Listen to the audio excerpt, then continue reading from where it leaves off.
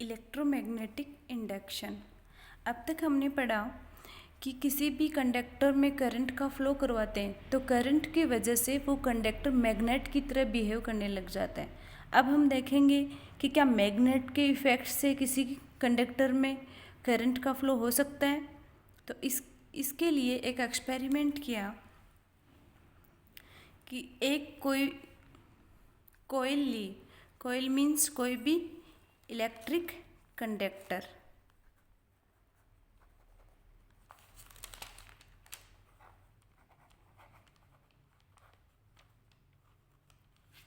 कोयल means कोई भी electric conductor लिया, उसके दोनों एंड्स को गैल्वेनोमीटर से कनेक्ट कर दिया। गैल्वेनोमीटर करंट के डिफ्लेक्शन को शो करता है। अब इसके पास में, इस कोयल के पास में अपन एक बार मैग्नेट लेके आते हैं। बार मैग्नेट की इस कोयल के पास में लाते हैं। इसको बार मैग्नेट को जब कोयल के पास में लाएंगे तो इस कोयल में या इलेक्ट्रिक कंडक्टर में करंट का फ्लो होगा। कैसे? बार मैग्नेट के एन जो नॉर्थ पोल है उससे फील्ड लाइंस गुजरेंगी, फील्ड लाइंस निकलेंगी और साउथ पोल में जाती हैं वापस। तो ये जो फील्ड लाइंस हैं वो इस कोयल में से पास होती हैं। जितनी ज़्यादा फील्ड लाइंस पास होंगी उतना ज़्यादा इसमें करंट का फ्लो होना शुरू हो जाएगा। तो जैसे ही अपन बार मैग्नेट को कोयल के पास लाते हैं या कंडक्टर के पास में लाते हैं तो ये फील्ड लाइंस इस कोयल के अंदर से पास होंगी। और कोयल के अंदर से जब फील्ड लाइंस पास होंगी तो थोड़े टाइम बाद में एक करंट का फ्लो होना शुरू हो जाएगा। अब इस करंट की डायरेक्शन अगर इस तरीके से फ्लो होगा करंट का तो गैल्वेनोमीटर में डिफ्लेक्शन आ जाएगा। गैल्वेनोमीटर के डिफ्लेक्शन से के नीडल की डिफ्लेक्शन की जो डायरेक्शन होगी उससे हमें पता लग जाता है कि इसमें कोई करंट का फ्लो हो रहा है। अगर कुछ भी नहीं होता, गैल्वेनोमीटर में कोई डिफ्लेक्शन नहीं आता, तो हम मान लेते कि बार मैग्नेट को कोयल के पास में लाने से कुछ भी नहीं हुआ, मैग्नेट को कोयल के पास में लाने से कोई करंट का फ्लो शुरू नहीं हुआ। लेकिन बार मैग्नेट को कोयल के पास में लाने से गैल्वेनोमीटर में डिफ्लेक्शन हुआ और गैल्वेनोमीटर का डिफ्लेक्शन ये बताता है कि किसी भी मैग्नेट को कंडक्टर के पास में लाने से उसमें करंट का फ्लो होता है। अब इस करंट की डायरेक्शन अपन गैल्वेनोमीटर की नीडल से पता लगा सकते हैं कि उसकी नीडल किस डायरेक्शन में डिफ्लेक्ट हुई है। यदि नीडल इस डायरेक्शन में डिफ्लेक्ट हुई है, पहले नीडल सेंटर में रहती है, ठीक है। थोड़े टाइम बाद में अगर नीडल इस डायरेक्शन में डिफ्लेक्ट हुई है मीन्स करंट का फ्लो है, वो इस डायरेक्शन में करंट इधर से आएगा और नीडल को इधर डिफ्लेक्ट कर देगा। इधर से करंट आया और नीडल को इधर डिफ्लेक्ट कर दिया, ठीक है। इस डायरेक्शन में करंट के डिफ्लेक्शन से मीनिंग है कि करंट का फ्लो कौन सी डायरेक्शन में हो रहा है, एंटी क्लॉकवाइज बोल सकते हैं या नॉर्थ डायरेक्शन बोल सकते हैं अपन, इस तरीके से कि ये नॉर्थ या एंटी क्लॉकवाइज डायरेक्शन है।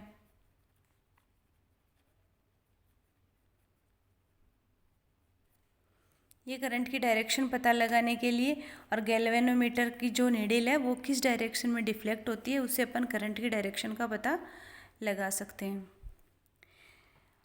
उसके बाद ये तो है कि बार मैग्नेट को अपन कोयल के पास में लाते हैं तो उसमें डिफ्लेक्शन होता है गैल्वेनोमीटर में और ये करंट की डायरेक्शन एंटी क्लॉकवाइज या नॉर्थ डायरेक्शन होती है। अभी अगर बार मैग्नेट को कोयल से दूर ले जाएं, इसको इसके दूर ले जाएं तो क्या होगा, तो इसमें से कोयल में से फील्ड लाइंस गुजरेंगी, पास तो होंगी बट इनकी नंबर हो गया वो बहुत कम पास होंगी, बहुत ही कम, मतलब कोयल वो फील्ड लाइंस है वो बहुत कम पास होंगी।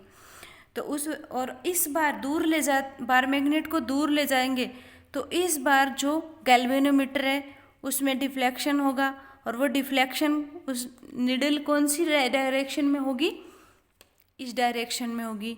मीन्स करंट इस डायरेक्शन का मीन्स करंट का फ्लो इधर से हो रहा है तो वो निडल इधर घूम जाएगी। ये डायरेक्शन कौन सी हुई, ये डायरेक्शन हुई साउथ डायरेक्शन।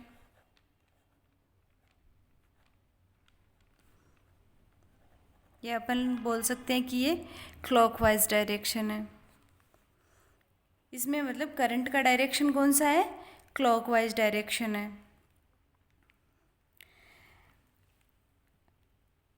मीनिंग कि गैल्वेनोमीटर में डिफ्लेक्शन, बार मैग्नेट को अगर कॉइल के पास या दूर ले जाते हैं तो गैल्वेनोमीटर में डिफ्लेक्शन होता है।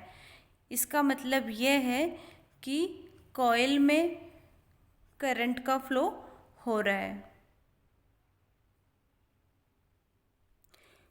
जब बार मैग्नेट को इसके पास में लाएंगे तो हम लेंज का नियम, लेंज एक साइंटिस्ट थे, उन्होंने एक नियम दिया। इस नियम के अकॉर्डिंग क्या होता है कि किसी भी कॉइल के पास जब मैग्नेट को लाते हैं या किसी भी कॉइल में यदि करंट का फ्लो होता है तो वो करंट उसी रीजन का ऑब्जेक्शन करता है जिस रीजन से वो प्रोड्यूस हुआ है। यहाँ पे करंट, इस कॉइल में करंट किस रीजन की वजह से प्रोड्यूस हुआ है, मैग्नेट की वजह से, तो ये मैग्नेट का ही ऑब्जेक्शन करेगा। मीन्स मैग्नेट को जब पास लाएंगे तो ये दूर भेजेगा इसको। और कैसे ऑब्जेक्शन कैसे करेगा, इसको रिफ्लेक्ट क्यों करेगा ये, क्योंकि आपको पता है कि ये करंट का कौन सा डायरेक्शन है, नॉर्थ डायरेक्शन। तो इसका ये वाला पोल है वो नॉर्थ होगा और ये वाला साउथ होगा। मीन्स नॉर्थ नॉर्थ के बीच मतलब इसका ये ऑब्जेक्शन करेगा, इसको दूर भेजेगा वापस। और इस कॉइल में क्या होगा कि ये इधर इसको दूर ले जाएंगे बार मैग्नेट को, तो ये इसको पास में खींचने की कोशिश करेगा कि अभी ये दूर जाने का कारण है, उसको ऑब्जेक्शन करेगा। तो इसको पास लाने के लिए, तो पास कब लाएगा, ये साउथ डायरेक्शन है तो ये वाला इसका पोल है वो साउथ पोल होगा और ये इस कॉइल का नॉर्थ पोल होगा। तो यहाँ पे ये ध्यान रखना है कि लेंज के नियम के अकॉर्डिंग ये था कि करंट जिस रीजन की वजह से प्रोड्यूस होता है उसी रीजन का ऑब्जेक्शन करता है। यहाँ बार मैग्नेट को पास में लाने की वजह से करंट प्रोड्यूस हुआ था, इसलिए इसको वापस से ये ऑब्जेक्शन करेगा और दूर भेजने की कोशिश करेगा। कारण क्योंकि यहाँ पे इसका नॉर्थ पोल बन जाएगा करंट के फ्लो की वजह से, और यहाँ पे इसको दूर ले जाएंगे और इसमें से फील्ड लाइंस कम गुजरेंगी और ये इसका साउथ पोल होगा तो ये इसको पास में खींचने की कोशिश करेगा। अब ये दूर जाने का ऑब्जेक्शन कर रहा है। इस वजह अब अपन लिखेंगे कि a coil is connected to a galvanometer as shown in the figure. जैसा कि अपन को फिगर में दिखाया गया है, एक कॉइल को अपन गैल्वेनोमीटर से कनेक्ट करेंगे। And A bar magnet is brought near the coil, और एक बार मैग्नेट को अपन इस कॉइल के पास में लाएंगे तो क्या होगा, we observe that galvanometer given deflection. तो अपन देखेंगे कि गैल्वेनोमीटर में डिफ्लेक्शन दिखाता है गैल्वेनोमीटर। इसका मीनिंग है कि current flows through the coil, और गैल्वेनोमीटर के डिफ्लेक्शन से अपन ये कंक्लूजन निकाल सकते हैं कि इस कॉइल में है वो करंट का फ्लो हो रहा है। अब इस करंट की क्या वैल्यू होगी, ये किस पे डिपेंड करेगी, करंट की वैल्यू किस पे डिपेंड करेगी, तो करंट की वैल्यू डिपेंड करेगी, the value of current depends upon the relative speed of magnet and coil. अब कॉइल की रिलेटिव स्पीड पे करंट की वैल्यू डिपेंड करेगी कि करंट कितना और कितनी तेज़ी से इसमें फ्लो होगा। तो ये किस पे डिपेंड करेगी कि इसमें इस कॉइल के और इस मैग्नेट के रिलेटिव मोशन पे। इनका मोशन 3 टाइप से अपन करवा सकते हैं। एक टाइप से कॉइल को एक ही जगह पे रख के मैग्नेट को पास में लाएंगे, दूसरे में अपन मैग्नेट को दूर ले जाएंगे। या अपन ऐसे कर सकते हैं कि अपन मैग्नेट को एक जगह रख के कॉइल को पास या दूर ले जाएं। या तीसरा अपन ऐसे कर सकते हैं कि दोनों को ही पास में लाएं, दोनों को ही दूर ले जाएं। तो ये जो इन कॉइल और मैग्नेट का रिलेटिव मोशन है, इनकी स्पीड पे ही करंट की वैल्यू डिपेंड करती है। तो हम कह सकते हैं कि the value of current depends upon the relative speed of magnet and coil. Magnet और कॉइल की रिलेटिव स्पीड है, उसी पे करंट की वैल्यू डिपेंड करेगी। Production of electric effect. अब इलेक्ट्रोमैग्नेटिक इंडक्शन की डेफिनेशन देखिए। Production of electric effect means electric effect का प्रोडक्शन करवा रहे हैं अपन एक कॉइल में। तो कॉइल में जब मैग्नेट को इसके पास में लेके आएंगे तो कॉइल में एक क्या होगा, इलेक्ट्रोमोटिव फोर्स लगेगा। उसको उसके ऑब्जेक्शन में बोल दो, जैसे कि अब हम उसको पास में लेके आते हैं तो उसका ऑब्जेक्शन करने के लिए उसमें एक इलेक्ट्रोमोटिव फोर्स है वो प्रोड्यूस होता है। तो देखिए the production of electric effect के प्रोडक्शन और किस में, कॉइल में। The production of electric effect means electromotive force in the coil. Electric conductor, coil means electric conductor because of relative motion of a coil and magnet or changing magnetic field is called electromagnetic induction। Magnet मतलब changing magnetic field, कि magnet है उसकी वजह से magnetic field को अपन change कर सकते हैं। कैसे, अगर कॉइल के पास मैग्नेट को लेके आएंगे तो मैग्नेटिक फील्ड ज़्यादा प्रोड्यूस होगा, ज़्यादा कॉइल में से फील्ड लाइंस पास होंगी। और अगर दूर लेके जाएंगे तो कॉइल में से फील्ड लाइन कम पास होंगी। ओके, और कॉइल एक इलेक्ट्रिक कंडक्टर है। तो अपन इस डेफिनेशन को ऐसे देख सकते हैं कि production of electric effect in the coil because of relative motion of A coil and magnet. Coil और मैग्नेट के रिलेटिव मोशन की वजह से एक इलेक्ट्रिक इफेक्ट प्रोड्यूस होता है, इसी को हम इलेक्ट्रोमैग्नेटिक इंडक्शन कहते हैं। यही हमने अपने एक्सपेरिमेंट में देखा था कि कॉइल और मैग्नेट के रिलेटिव मोशन की वजह से यहाँ पे एक इफेक्ट हुआ था, एक इलेक्ट्रोमोटिव फोर्स प्रोड्यूस्ड हुआ था, एक इलेक्ट्रिक इफेक्ट प्रोड्यूस हुआ था। इसी को हम क्या बोलते हैं, इलेक्ट्रोमैग्नेटिक इंडक्शन बोलते हैं। इसका एक्सप्लेनेशन देने के लिए इन्होंने लिखा है कि when coil and magnet are in relative motion, coil और मैग्नेट जब रिलेटिव मोशन में रहती हैं, कि इनमें से कोई भी एक मोशन करेगा, then the field line passing through the cross sectional of the coil. तो क्या होगी, फील्ड लाइन है वो कॉइल के क्रॉस सेक्शनल एरिया से पास होंगी।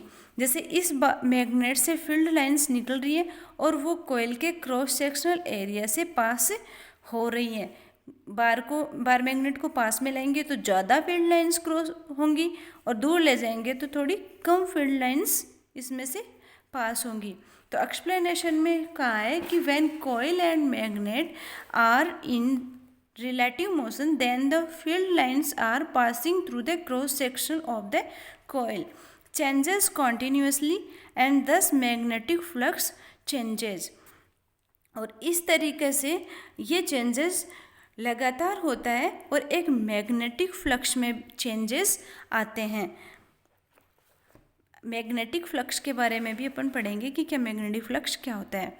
अकॉर्डिंग टू फेराडे एक साइंटिस्ट हैं, उनके अकॉर्डिंग उन्होंने कहा कि when magnetic flux associated with the coil changes then induce current is produced. Means magnetic flux जो कि कॉइल के एसोसिएटेड है उसमें चेंजेस होने की वजह से इंड्यूस्ड करंट है वो प्रोड्यूस्ड होता है। करंट को क्या कहा है इसने? Induced current. मतलब ये किसी ना किसी चीज़ के इंडक्शन की वजह से ये करंट का मैग्नेट की इंडक्शन की वजह से करंट का फ्लो हो रहा है, या इलेक्ट्रोमोटिव फोर्स हुआ उसके इंडक्शन की वजह से करंट का फ्लो हुआ, तो इस करंट को अपन बोलेंगे इंड्यूस्ड करंट। और इसमें जो कॉइल में जो फोर्स होगा उसको बोलेंगे इलेक्ट्रोमैग्नेटिक फोर्स, और इस पूरे इफेक्ट को बोलेंगे इलेक्ट्रोमैग्नेटिक इफेक्ट या इलेक्ट्रोमैग्नेटिक इंडक्शन। बात आई यहाँ पे मैग्नेटिक फ्लक्स की। तो मैग्नेटिक फ्लक्स क्या होता है? Magnetic flux, the number of field lines passing through a cross sectional area placed in a magnetic field is called magnetic flux.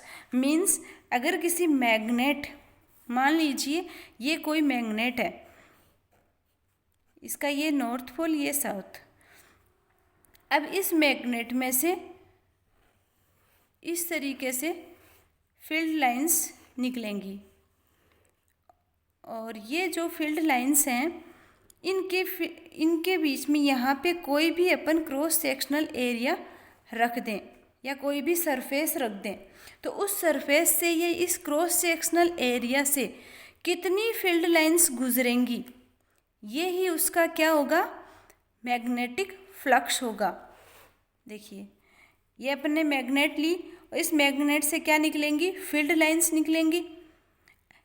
इस मैग्नेट के पास अब यदि कोई क्रॉस सेक्शनल एरिया या कोई सरफेस रख दें तो इसमें से निकलने वाली फील्ड लाइंस है वो इस क्रॉस सेक्शनल एरिया या सरफेस में से पास होंगी।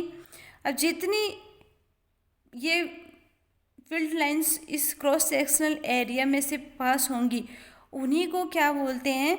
Magnetic flux. और इसका मैग्नेटिक फ्लक्स की जो वैल्यू है वो चेंज होती रहती है, किसके साथ? मैग्नेट और इस कॉइल के रिलेटिव मोशन की वजह से। मैग्नेट को दूर ले जाएंगे तो इस क्रॉस सेक्शनल एरिया में से कम फील्ड लाइंस गुजरेंगी, कम फील्ड लाइंस पास होंगी, मीन्स मैग्नेटिक फ्लक्स की वैल्यू कम हो जाएगी। और जब मैग्नेट को इसके पास लाएंगे तो ज़्यादा फील्ड लाइंस इसमें से गुजरेंगी, मीन्स मैग्नेटिक फ्लक्स का वैल्यू ज़्यादा हो जाएगा। तो the number of field lines passing through a cross section area, तो जो फील्ड लाइंस के नंबर जो भी है किसी क्रॉस सेक्शनल एरिया से पास होती हैं, और वो क्रॉस सेक्शनल एरिया कौन सा? जो placed in a magnetic field, जो कि इस मैग्नेट के मैग्नेटिक फील्ड के अंदर रखा हुआ है, उसको क्या